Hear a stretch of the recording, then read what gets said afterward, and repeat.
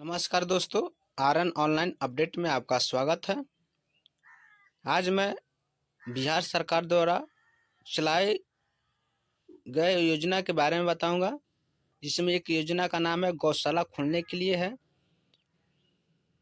सरकार सभी को दे रही है ₹1,00,000 का अनुदान और आप सभी जिला के लिए आवेदन कर सकते हैं। बिहार समग्र गव्य विकास स्कीम है। ये बिहार सरकार जो स्कीम जो चलाया जा रहा है उसका नाम बिहार समग्र गव्य विकास स्कीम है, जो 2025 में चालू किया गया है। बिहार सरकार दे रही है डेयरी फार्म खोलने के लिए लाखों रुपए का सहायता। तो आप लोग पूरी जानकारी पाने के लिए वीडियो को लास्ट तक देखें ताकि कोई जानकारी आपसे नहीं छूटे। तो गाय फार्म यानी डेयरी फार्म गौशाला स्थापित करना है तो आपके लिए बिहार सरकार के द्वारा एक शानदार योजना चलाई जाती है, जिस योजना का नाम बिहार समग्र गव्य विकास स्कीम 2025 होने वाला है। इस योजना के तहत सरकार आपको गाय फार्म खोलने के लिए लाखों रुपए सब्सिडी देती है, जिसके लिए आपको ऑनलाइन के माध्यम से आवेदन करना होता है। सरकार द्वारा आप लोगों को सब्सिडी मिलता है। सबका अलग अलग कैटेगरी के अनुसार सब्सिडी दिया जाता है।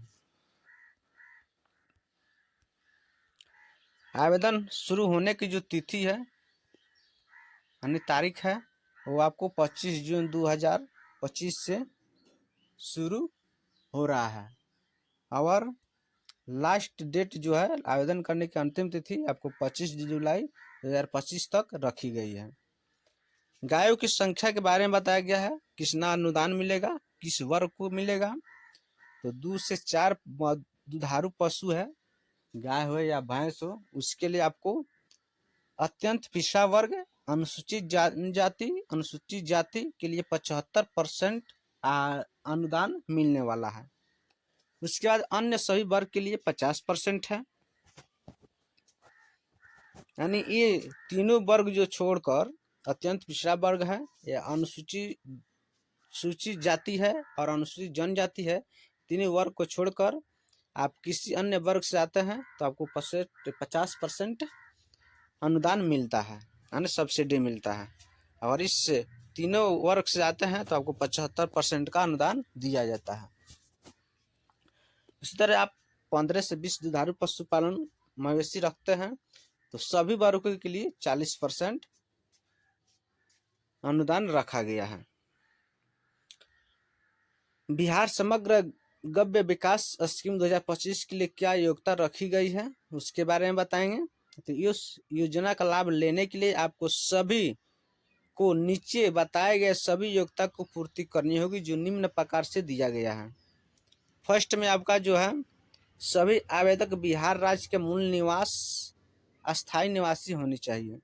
दूसरा में आवेदक की आयु कम से कम 18 साल या उससे अधिक होनी चाहिए। आवेदक के पास पासपोर्ट साइज फोटो होना चाहिए।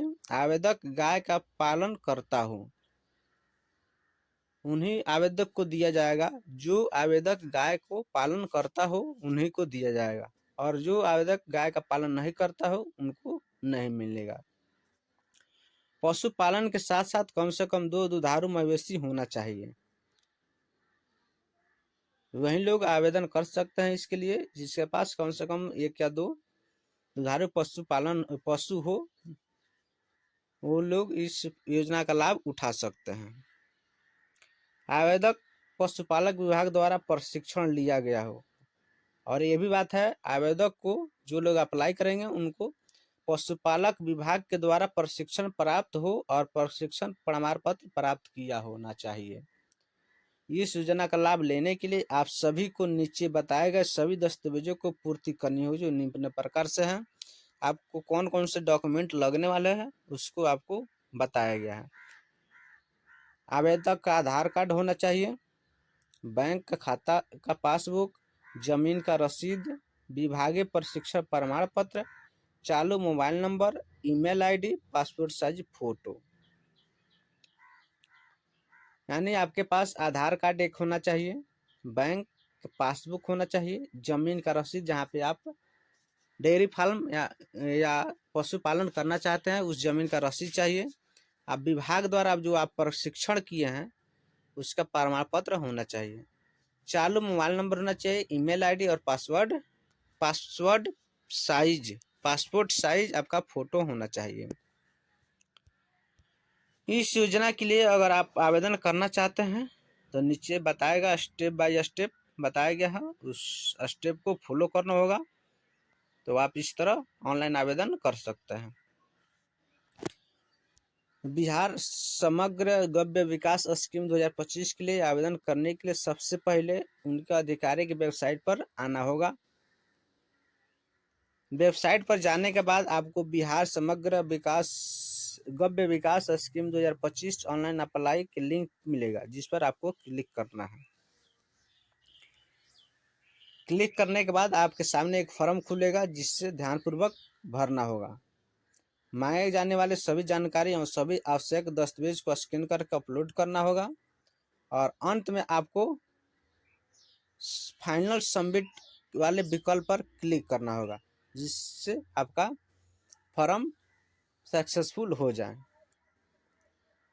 इस तरह आप सभी स्टेप को फॉलो करके आप आसानी से अपने मोबाइल या लैपटॉप से आवेदन कर सकते हैं। इस तरह आप अपना डेयरी फार्म ऑनलाइन आवेदन देकर खोल सकते हैं। लास्ट तक वीडियो में बने रहने के लिए धन्यवाद। फिर कल नेक्स्ट यानी अगला वीडियो में मिलते हैं।